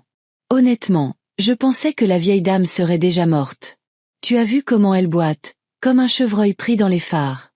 Je pourrais claquer des doigts et elle signerait n'importe quoi. 92 000 €. C'est une bonne affaire. La voix d'Émilie, claire, narquoise. Des halètements. Des chaises qui craquent. Quelqu'un a laissé tomber un bouquet. Le visage d'Antoine s'est vidé de sa couleur. Émilie s'est précipitée en avant. C'est un faux. Quelqu'un a monté ça. Son fils est pathétique. Tellement avide de croire que quelqu'un l'a choisi. Il est comme un chien errant. Tu le nourris une fois et il te suit jusqu'à la maison. J'aurai la maison dans 3 mois, maximum. Antoine a reculé comme s'il avait été giflé. Il a scié. Ses lèvres ont bougé, mais aucun mot n'est sorti. Il a porté ses mains à ses tempes comme pour essayer d'effacer les sons. Le 3e clip a été joué. Après le mariage, on va directement chez le notaire. Les formulaires de procuration sont déjà dans le dossier. Elle pense que c'est un transfert de cadeau de mariage. Elle ne saura pas ce qui lui arrive. C'était le coup de grâce. Émilie s'est retournée. Son aplomb s'est effondré. Non, ça a été sorti de son contexte. Elle s'est approchée d'Antoine. Tu as dit que tu m'aimais. Tu as promis qu'on construirait une vie ensemble. Il la dévisagea, toujours sans parler. Mais quelque chose en lui s'était visiblement fracturé. L'officiant a discrètement fermé son classeur. Un invité s'est levé et est sorti, puis un autre, et encore un autre. Émilie s'est tournée pour faire face à la salle. Son mascara avait commencé à couler, non pas à cause des larmes, mais de la panique, de la sueur et de la rage. Elle m'a cherché du regard, mais j'avais reculé juste assez pour être dans l'ombre. Ses yeux se sont posés sur Céleste à la place. C'est vous qui m'avez piégé, siffla-t-elle. Vous m'avez espionné. Céleste n'a pas bronché. Elle n'a dit qu'une chose. Tu t'es piégée toute seule. Antoine a finalement bougé. Il n'a pas crié, n'a pas jeté le bouquet, n'a pas maudit. Il a simplement fouillé dans la poche de sa veste et a sorti l'alliance, l'a tenue entre le pouce et l'index comme si c'était quelque chose d'étranger, de non familier. Et puis il l'a laissée tomber sur le sol. Elle a rebondi une fois sur le marbre. Un son plus fort que n'importe quel cri. Émilie se tenait seule maintenant. Mariée, robe, perles, mensonges. Le fantasme brisé, et dans les ruines, personne ne s'est précipité pour la sauver. Je n'ai pas souri. Pas encore. La justice n'est pas une question de joie. Parfois, c'est juste le retrait silencieux de l'illusion. Pièce par pièce, mensonge par mensonge.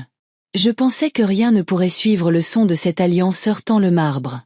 Mais ensuite, Jacques a levé la main, lentement, délibérément, et a lancé un dernier fichier sur son téléphone. Il a regardé Antoine, pas Émilie. Mon fils. Je n'allais pas jouer ça, dit-il, la voix basse. Mais je pense que tu mérites de savoir ce que ta fiancée pense de ta famille, de ta mère. J'ai senti mes poumons se bloquer. Jacques a appuyé sur play. C'est juste une blague. La vieille bique est désespérée d'avoir des petits-enfants. Le temps ne s'est pas arrêté. Il a tranché net au milieu de la chapelle, à travers la colonne vertébrale de mon fils, à travers le sol sous nos pieds. Les mots ont résonné, non pas parce que Jacques les a rejoués, mais parce qu'ils n'avaient pas besoin d'être répétés. Ils s'accrochaient. Ils résonnaient dans le silence entre les battements de cœur. J'ai vu le corps d'Antoine s'immobiliser. Il n'a pas halté. Il n'a pas parlé. Il s'est juste figé. Ses yeux se sont déplacés lentement, comme s'il rejouait quelque chose qu'il avait autrefois ignoré ou essayé de rationaliser. Quelque chose qu'il savait mais ne s'était pas permis de croire.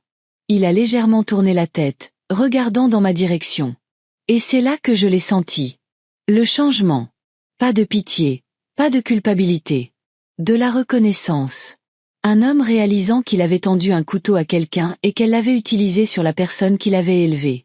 Émilie a brisé le moment avec un rire qui ressemblait plus à un aboiement. « Oh, allons, dit-elle. C'est ça qui te brise ?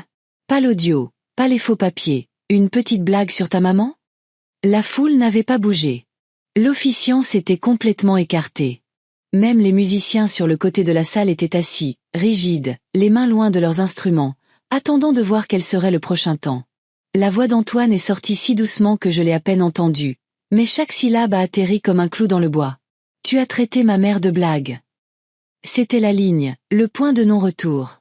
Il l'a dit sans fureur, sans larmes, juste avec dévastation. Comme quelqu'un qui regarde enfin la maison qu'il a construite et réalise que chaque brique était en cire. Émilie a ricané. « Oh, grandis un peu. C'est une adulte qui n'arrête pas de tourner autour comme si elle était le centre de l'univers. Prends un gâteau. C'est Hélène qui l'a fait. As-tu appelé ta mère ? On devrait l'inviter à la dégustation. » C'est épuisant. Ce rire à nouveau. Tout le monde sait qu'elle est obsédée par l'idée de jouer à la grand-mère. C'est triste, honnêtement. Un peu désespéré. Je n'ai pas bronché. J'avais entendu pire. Juste pas avec autant de gens qui regardaient. La mâchoire d'Antoine s'est contractée. Il n'a pas parlé. Il s'est juste tourné et a marché. Pas vers la porte, pas vers moi. Juste en avant. Il est passé devant elle, devant l'autel, devant les rangées d'yeux et de jugement. Et puis il s'est retourné, faisant face à tout le monde, y compris moi. « Ma mère, a-t-il commencé, m'a élevée seule après le décès de mon père. Elle travaillait de nuit et se présentait quand même à chaque sortie scolaire. Elle préparait des déjeuners même quand on avait à peine de quoi manger. Elle économisait de l'argent dans des enveloppes intitulées « mariage » bien avant que je te rencontre. » Il l'a regardé. « Je ne sais pas qui tu pensais épouser, mais je te promets qu'il n'existe plus. » Puis, et seulement alors, il s'est tourné vers moi. « Maman, dit-il doucement. Je suis désolé de ne pas l'avoir vu plus tôt. » Mes jambes semblaient être des sacs de sable, ma gorge était à vif. Mais j'ai hoché la tête, parce que la vérité n'avait plus besoin de ma voix pour être réelle. Elle se tenait debout maintenant, visible, inévitable. Émilie est restée clouée sur place. Plus de charme. Plus de bluff. Juste une fille en perles entourée par les décombres de sa propre invention. Jacques a rangé son téléphone, n'a rien dit. Il avait fait ce pourquoi il était venu. Céleste a croisé mon regard de l'autre côté de la pièce et a fait le plus petit des hochements de tête. Pas de triomphe, juste une résolution. Cette seule phrase. « Tu as traité ma mère de blague » n'avait pas besoin de réponse, parce que la réponse se tenait dans un voile déchiré et 12 000 € de regrets. Et pour une fois, ce n'était pas à moi d'expliquer quoi que ce soit. Plus maintenant. Je n'avais pas l'intention de m'avancer. Je m'étais dit que je resterais silencieuse, invisible, juste une ombre en marge de la foule, laissant la vérité parler d'elle-même. Mais c'est alors que c'est arrivé. Les yeux d'Émilie ont balayé la salle comme un animal traqué, se tournant vers la perturbation, les escaliers, le dénouement de tout ce qu'elle avait construit. Et puis son regard s'est posé sur le mien. Un temps, une lueur. Puis son doigt a pointé droit à travers les rangées d'invités, droit à travers le silence. « Toi » a-t-elle lancé, la voix montant, aiguë, au-dessus du silence. « Tu n'étais même pas invité. » J'ai laissé le moment s'étirer. Les gens se sont tournés. Les yeux ont suivi sa main tendue jusqu'à ce qu'il me trouve, immobile sous l'arche de l'entrée latérale du jardin. J'ai pris une respiration. Puis j'ai avancé, pas à pas, mesuré, calme, comme si je n'entrais pas sur un champ de bataille, mais que je retournais chez moi. Car à bien des égards, c'était le cas. « Tu as menti » a-t-elle craché, reculant vers l'autel. « Tu as dit à Antoine que tu allais sur la Côte d'Azur. »« C'est vrai » ai-je dit, m'arrêtant à mi-chemin de l'allée. Et c'était un mensonge. Des halètements ont flotté comme des ailes de papier.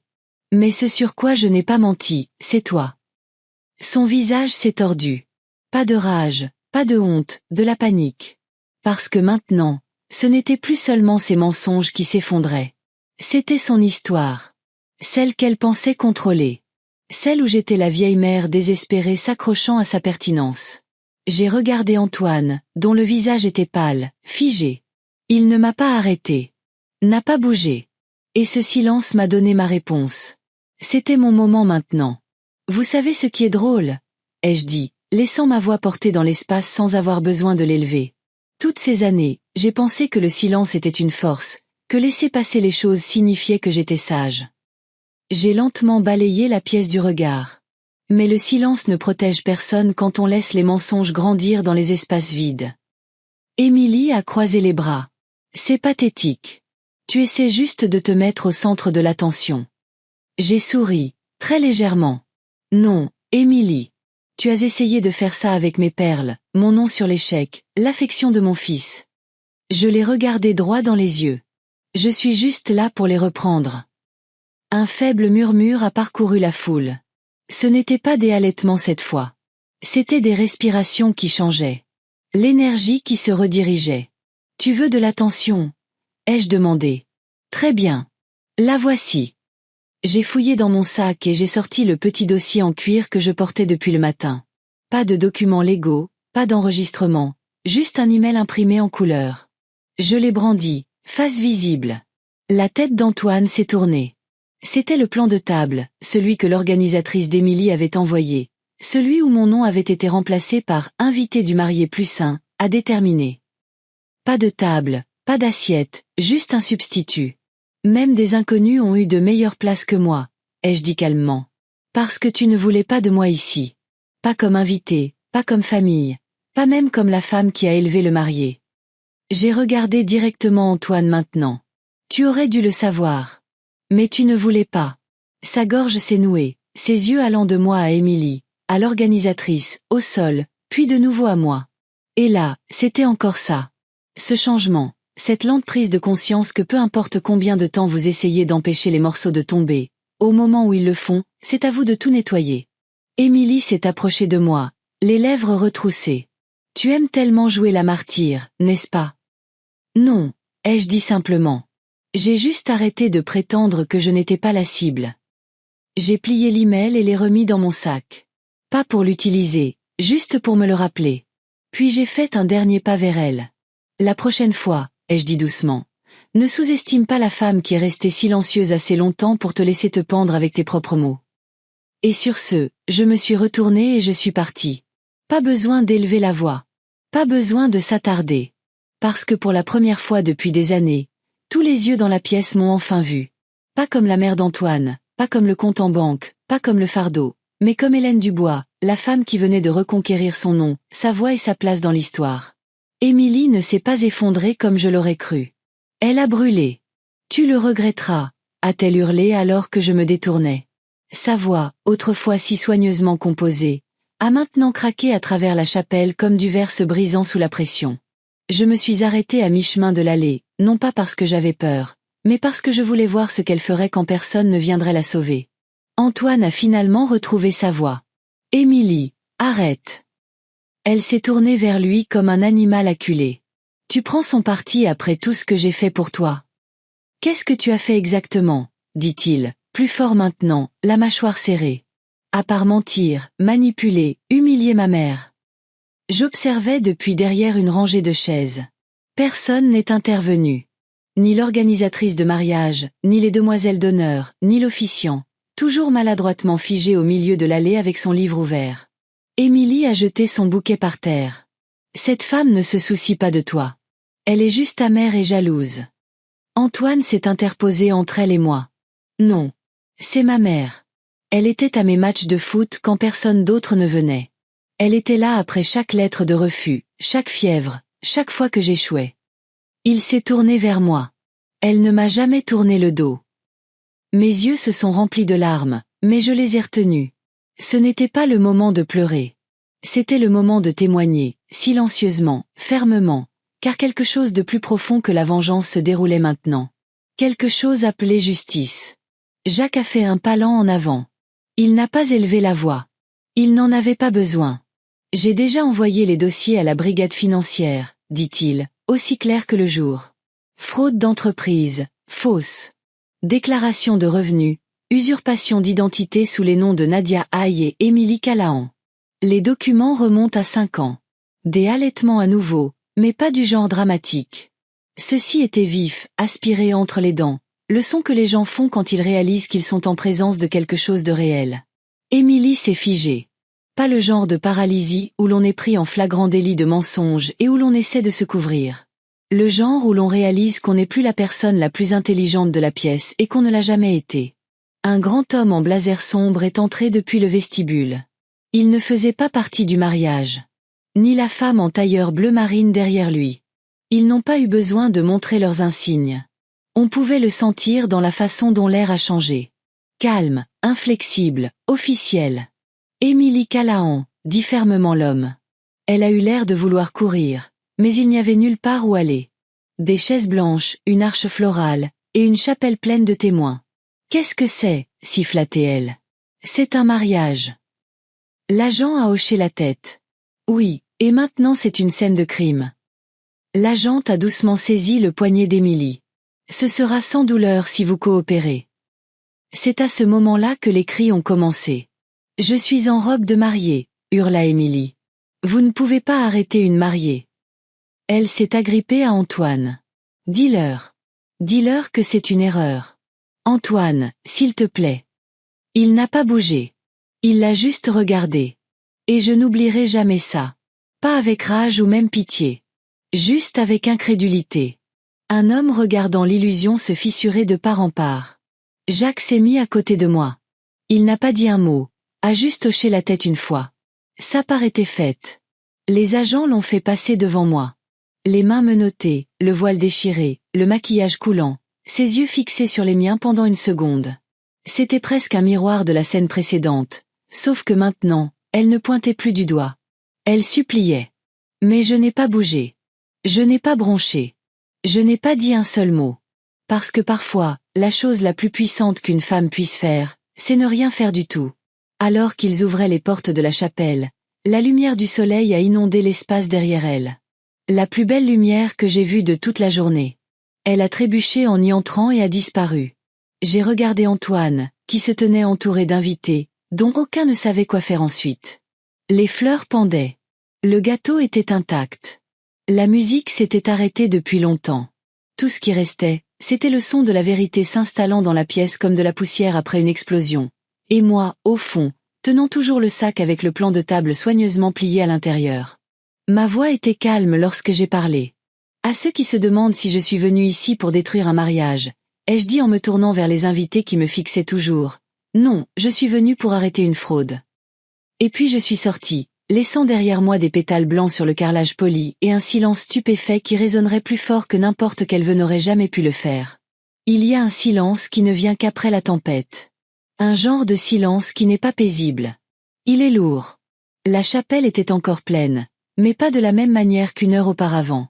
Pas de joie, pas d'attente. Juste des invités assis, rigides sur leurs bancs, comme s'ils ne savaient pas s'ils avaient été témoins d'un crime, d'un miracle, ou de quelque chose entre les deux. Antoine se tenait seul sous l'arche. Pas de mariée, pas de musique, pas de mots jusqu'à ce qu'il s'éclaircisse la gorge. Et même cela semblait étranger dans la pièce silencieuse. « Je vous remercie d'être venu aujourd'hui, dit-il. » Sa voix s'est brisée une fois avant qu'il ne la stabilise. Je sais que beaucoup d'entre vous ont voyagé de loin, ont sacrifié leur week-end, ont réorganisé leur vie pour célébrer avec nous. Il a dégluti difficilement. Mais il n'y aura pas de mariage aujourd'hui. Quelques halètements audibles. Quelqu'un dans la 3e rangée a murmuré « Oh mon Dieu !» Antoine a continué « Émilie n'est plus quelqu'un que je reconnais, et ce n'est pas sur cette base que je veux construire une vie. » Il a brandi l'alliance qui était censée aller à son doigt. Je préfère recommencer avec la vérité, plutôt que de continuer avec un mensonge. Quelqu'un a applaudi. Un seul applaudissement, d'un homme près du fond. Puis un deuxième. Puis un autre, jusqu'à ce que toute la salle offre les applaudissements les plus doux que j'ai jamais entendus. Ce n'était pas pour le spectacle. C'était du respect. Du respect pour un homme assez courageux pour arrêter un mariage au lieu de s'y engager aveuglément. Antoine a levé la main pour calmer la salle. La réception a déjà été payée. La nourriture est prête. La musique est en place. La salle est prête. Il a fait un petit signe de tête épuisé. Vous êtes les bienvenus pour vous joindre à moi là-bas. Pas de discours, pas de danse, juste un merci d'être là, d'avoir vu. Personne n'a bougé tout de suite. C'est le problème avec des moments comme celui-ci. Les gens ne connaissent pas le protocole pour la grâce sous le feu des critiques. Mais lentement, ils se sont levés et l'ont suivi. Non pas parce que c'était une fête maintenant, mais parce qu'il y avait encore une dignité qui méritait d'être honorée. Je n'ai pas suivi tout de suite. Je suis resté sur le banc du fond, un fantôme à la cérémonie de mon propre fils qui n'en était pas une. Jacques s'est penché à côté de moi. Il a bien géré ça. J'ai hoché la tête. Il n'est pas parfait. Il n'a pas besoin de l'être. J'ai pris une longue et profonde respiration. L'air portait encore le faible parfum des roses et de la panique. J'ai regardé l'arche maintenant vide, les pétales éparpillés, les vies éparpillées. Puis je me suis levé. À la réception, l'orchestre jouait du jazz discret au lieu de ballades de mariage. Des assiettes de nourriture circulaient, mais personne ne se resservait. Les gens parlaient à voix basse, comme s'ils assistaient à un service commémoratif plutôt qu'à une célébration. D'une certaine manière, c'était le cas. La mort d'un fantasme, les funérailles d'un mensonge. Je me tenais près du coin arrière, à côté de la sculpture de glace qui fondait en une flaque sur la nappe en lin. Je ne souriais pas. Je ne buvais pas. Je n'en avais pas besoin. J'avais déjà dit tout ce que j'avais à dire en ne disant presque rien du tout. Antoine se déplaçait dans la salle, parlant doucement à des parents, serrant des mains, étreignant de vieilles tantes. Il ne pleurait pas, mais il ne feignait pas non plus la force. Il m'a finalement trouvé. Maman. Il n'a rien dit de plus au début. Moi non plus. Il est juste resté là, à côté de moi, comme nous le faisions les matins froids avant l'école. Tous les deux attendant le bus, sans parler, mais sachant tous les deux que tout irait bien. Merci, a-t-il finalement murmuré. De ne pas avoir insisté, de m'avoir laissé voir. J'ai levé les yeux vers lui. Tu t'es choisi aujourd'hui, ai-je dit doucement. C'est plus courageux que ce que la plupart des gens font dans une vie. Il a hoché la tête une fois, puis s'est tourné pour aider l'un des traiteurs à déplacer un plat à réchaud tombé. Retour. Au mouvement, retour à la grâce. Une femme m'a frôlé et a murmuré. Vous êtes sa mère, n'est-ce pas? J'ai hoché la tête. Vous avez élevé un homme bien. Je n'ai pas répondu, car je n'étais pas sûre si je l'avais élevé ou s'il avait enfin commencé à s'élever lui-même. Ce soir-là, je suis rentrée seule en voiture. Pas de fête après, pas de fleurs sur le siège arrière, juste le faible bourdonnement des pneus sur l'asphalte et mes mains lâches sur le volant. Il n'y avait pas de musique, pas de bruit, juste moi, juste le calme. Et pour une fois, c'était suffisant. Je ne m'attendais pas à ce qu'il revienne. La réception était encore à moitié pleine. Les gens s'attardaient, sirotant un champagne qu'ils ne finissaient pas. Les conversations montaient et descendaient comme des vagues, incertaines de la marée à suivre. Le chagrin ou la grâce. Je me tenais près de la fenêtre, regardant l'horizon se replier sur lui-même. Il n'y avait pas de coucher de soleil, juste cette heure d'or pâle où tout devenait doux et honnête. C'est là que j'ai entendu ses pas. Lent, délibéré, pas lourd de honte comme il était autrefois. « Maman », dit Antoine derrière moi, presque hésitant. Je me suis retournée. Ses yeux semblaient différents, pas endurcis, pas brisés, juste clairs. Il a fouillé dans la poche intérieure de sa veste. Mon souffle s'est coupé avant même que je ne les voie. Les perles. Mes perles. Elles pendaient entre ses doigts, douces et lumineuses, mais soudainement légères. Il n'a rien dit au début. Il a juste levé les bras et s'est doucement placé derrière moi, comme il le faisait quand il attachait mon châle, enfant, avant d'aller à l'église. Tirant trop fort, mais essayant toujours. J'ai senti la fraîcheur du fermoir effleurer ma peau alors qu'il détachait le collier de mon cou. Sauf qu'il n'était pas autour de mon cou. Il avait été autour du sien, jusqu'à maintenant. Il est revenu devant moi, les tenant dans ses deux paumes. Elles appartiennent à la femme qui m'a élevé, dit-il doucement. Pas à celle qui s'est servie de moi. Je ne pouvais pas parler. J'ai seulement tendu la main et j'ai enroulé mes doigts sous les siens, acceptant les perles. Pas comme un bijou, pas même comme des excuses, mais comme une vérité enfin prononcée à voix haute, une vérité qui scintillait. Il a détourné le regard après cela, comme si le geste lui-même lui avait coûté quelque chose à donner, mais l'avait libéré en même temps. J'aurais dû le voir plus tôt, ajouta-t-il. Je ne voulais pas. Je crois que j'avais juste besoin de croire en quelque chose. J'ai hoché la tête, ma voix toujours absente. Ce n'était pas encore le moment des mots. Certains moments exigent le silence pour les contenir correctement. Il a jeté un coup d'œil vers la sortie, puis de nouveau vers moi. Je vais rester chez un ami pendant un moment, dit-il. Prendre du temps. Me vider la tête. J'ai souri doucement. Pas le genre de sourire qui dit « Je suis contente que tu guérisses ». Le genre qui dit « Je te fais confiance, tu le feras enfin ». Il s'est tourné pour partir, s'est arrêté. « Tu te souviens quand j'avais 5 ans ?» dit-il. J'avais jeté mes Legos dans les toilettes parce que je pensais que c'était un bateau. J'ai scié. Tu as crié comme si c'était la fin du monde. Il a gloussé. Tu n'as pas crié. Tu m'as juste donné ta tasse de thé et tu as dit « Utilise ça à la place. Ça flotte mieux. » J'ai souri à nouveau. Ce souvenir était enfoui depuis des années. Et pourtant, le voilà, remontant à la surface comme une perle des profondeurs. J'ai oublié qui tu étais pendant un moment, dit Antoine, plus à lui-même qu'à moi. Mais tu ne m'as pas oublié. Il a hoché la tête, puis il est parti. Je suis restée là, tenant les perles, longtemps après que les portes se soient refermées derrière lui. Elles étaient chaudes maintenant. Elles sentaient légèrement les roses, le sel, et autre chose que je ne pouvais nommer. Peut-être la vérité. Peut-être la mémoire. Peut-être le début du pardon. Je ne les ai pas remises. Pas tout de suite.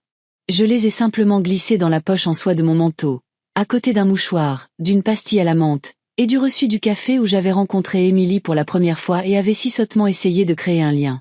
Le passé ne piquait plus. Il s'asseyait simplement à côté de moi maintenant, sans rien demander de plus. Un serveur est passé avec un plateau d'éclairs intact. Il s'est arrêté, m'en a offert un. J'ai décliné. Je n'avais pas faim. J'étais remplie d'autre chose, de quelque chose de plus léger. En sortant dans l'air nocturne, je n'ai ressenti aucun besoin de regarder en arrière. Laisser le lustre scintiller derrière moi. Laisser la musique s'estomper. J'avais la seule chose pour laquelle j'étais venue, la clarté de mon fils, sa vérité, et à sa manière discrète, son retour. La table des desserts était à peine touchée. Une petite montagne de tartelettes au citron, de macarons à la pistache, de fraises enrobées de chocolat, le tout magnifiquement disposé, parfaitement intact, comme le genre de mariage que cette journée était censée célébrer. Je me suis assise à l'extrémité de la table, soucoupe en porcelaine à la main, remuant mon thé au rythme lent de quelqu'un qui avait besoin de plus de temps que de sucre. Antoine m'a rejointe. Il n'a rien dit au début. Il a juste regardé les rangées de douceur intactes comme si elles étaient la preuve de quelque chose qu'il n'était pas sûr de vouloir nommer. « Ils ont l'air trop parfaits pour être mangés », murmura-t-il. J'ai esquissé un léger hochement de tête. Parfois, les choses devraient être trop parfaites pour survivre à la vérité. Il a pris une fourchette, mais ne l'a pas utilisée.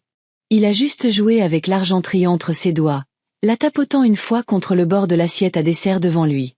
Puis finalement, sa voix a trouvé son tranchant. Était-ce vraiment nécessaire? Les mots ont plané entre nous comme la vapeur de mon thé. Je ne l'ai pas regardé, n'ai pas offert de oui, n'ai pas défendu de non. J'ai juste pris une petite gorgée, amère, terreuse, ancrante, et j'ai attendu. Il a ajouté doucement. Tu aurais pu me prévenir. J'ai alors croisé son regard. M'aurais-tu cru? Il n'a pas répondu. Son regard est tombé. Nous sommes restés dans cette pause silencieuse pendant ce qui a semblé une saison entière. Plus de musique maintenant. Pas de vœux résonnant sous des plafonds voûtés. Juste le cliquetis de la vaisselle qu'on débarrasse et le murmure des robes qui frôlent. Parfois, dis-je en posant délicatement ma tasse, l'amour signifie être le méchant. Juste pour un moment. Il s'est tourné lentement vers moi, les yeux plissés par la pensée. C'est une phrase terrible, dit-il, presque en souriant. Mais pas fausse, ai-je répondu. Il s'est adossé à sa chaise. Je n'arrête pas de me demander. Et si rien de tout ça n'était sorti? Et si Jacques n'était jamais intervenu? Et si l'audio? Alors tu aurais épousé quelqu'un qui traitait ta mère de blague et ton deuil de faiblesse. Il a tressailli. La vérité n'a pas besoin d'être criée pour faire mal. Et si j'étais d'accord avec ça, dit-il soudainement, la voix vive, presque provocante. Et si je voulais juste la paix? J'ai inspiré lentement. C'est la partie que personne ne te dit sur la paix. Parfois, c'est juste le silence portant une robe empruntée. Tu te serais contenté du confort, dis-je doucement. Et dans 5 ans, 10 peut-être, tu te réveillerais un matin en te demandant où était passée ta colonne vertébrale. J'ai fait une pause. Ou pire, où tu étais passé. Il a fixé la tartelette au citron pendant un long moment. Puis, avec un rire sec, il a dit, c'est une façon très poétique de gâcher le jour du mariage d'un homme. J'ai souri faiblement. Mieux vaut un jour gâché qu'une vie tranquillement avalée. Il a finalement pris une bouchée de la tarte. A grimacé. Acide, a-t-il marmonné. J'ai hoché la tête. Les choses honnêtes le sont généralement. Il m'a de nouveau regardé, cette fois avec moins de feu, plus de brouillard. J'étais en colère contre toi, a-t-il admis. Je le suis encore un peu. Je sais. Mais je me sens aussi libre, ce qui me met encore plus en colère, d'une certaine manière. J'ai regardé par la fenêtre les arbres au-delà de la chapelle, observant toujours, comme s'ils avaient vu des générations de mariages et d'avertissements avant celui-ci. Tu n'as pas tort d'être en colère, ai-je dit. Je ne t'ai jamais demandé de ne pas l'être. Il est resté silencieux. Puis il a murmuré, je l'aimais. Je sais. Il s'est passé une main sur le visage, frottant la tension de sa mâchoire. Elle ne m'a jamais aimé en retour, n'est-ce pas? Je n'ai pas répondu. Il n'en avait pas besoin. Il le savait déjà. Le silence nous a de nouveau enveloppés, mais cette fois, il n'était pas tranchant. Il ressemblait à un vieux pull, effiloché mais chaud. Il a tendu la main sur la table et a touché le bord de ma soucoupe. Le geste était petit mais intime, comme un fils retrouvant la femme derrière la mère. Je ne sais pas si je te pardonnerai pour la façon dont tu l'as fait, dit-il. Tu n'as pas à le faire. Mais je sais pourquoi tu l'as fait. C'était suffisant. Nous sommes restés là jusqu'à ce que les bougies fondent et que le personnel commence à balayer les miettes des coins de la pièce. Juste une mère et son fils. Ni héros, ni méchant, juste 2 personnes assises à côté du désordre de l'amour et choisissant, de petites manières durement acquises, de rester. 1 an plus tard, le jardin avait l'air différent. Ce n'étaient pas les fleurs. Elles s'épanouissaient comme elles l'avaient toujours fait. Grosses pivoines, roses sauvages, hautes tiges de lavande se balançant dans la brise de fin de printemps. Ce n'étaient même pas les chaises blanches ou les guirlandes lumineuses au-dessus, bien qu'elles aient été réarrangées pour convenir à la nouvelle occasion. Ce qui avait changé, c'était l'atmosphère. Plus légère, plus calme, moins comme une performance et plus comme une promesse. Antoine se tenait près du treillis, en train de rire. Pas le rire poli et mesuré que j'avais pris l'habitude d'entendre quand il essayait d'impressionner quelqu'un d'autre. Non. C'était une joie pleine, sans retenue. Le genre qui vous prend à la poitrine et vous rend reconnaissant d'être assez proche pour la ressentir. À côté de lui, il y avait elle. Elle s'appelait Laure. Pas un mannequin, pas la fille d'un PDG, juste une infirmière avec des callosités aux mains et une aisance dans son sourire qui vous disait qu'elle n'était pas venue pour conquérir le monde, juste pour être bienveillante envers lui. Il me l'avait présentée des mois auparavant. Pas de secret cette fois. Pas de tension, juste un coup discret à ma porte et un simple « Maman, il y a quelqu'un que j'aimerais te présenter. » Je me souviens de ce dîner. Comment elle avait complimenté ma tarte à la rhubarbe sans en faire trop. Comment elle avait proposé d'aider à faire la vaisselle et le pensait vraiment. Comment elle n'avait pas traité mon fils comme un trophée ou un tremplin, mais simplement comme un homme imparfait, en voie de guérison. Aujourd'hui, ce n'était pas leur mariage.